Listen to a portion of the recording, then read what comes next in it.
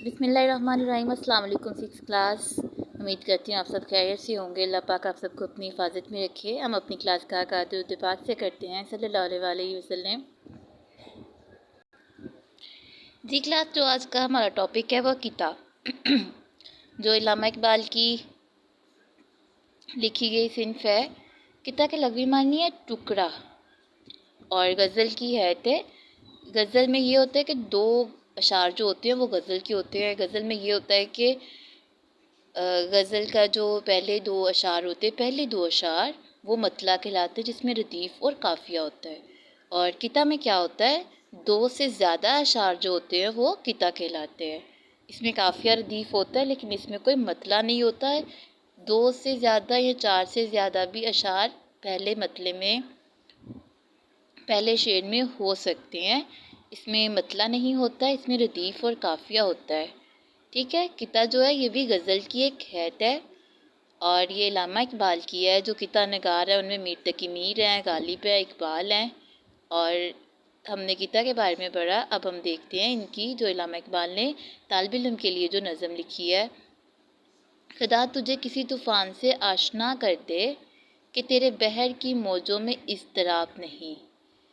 आशना कर दे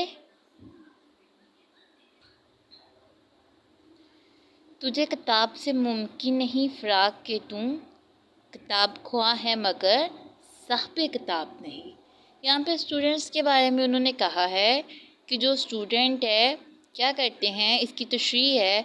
ये अशार अल्लामा इकबाल की हैं। वो ऐसे तलबा से मुखातिब हैं जिनमें इल्म हासिल करने का शौक़ नहीं है।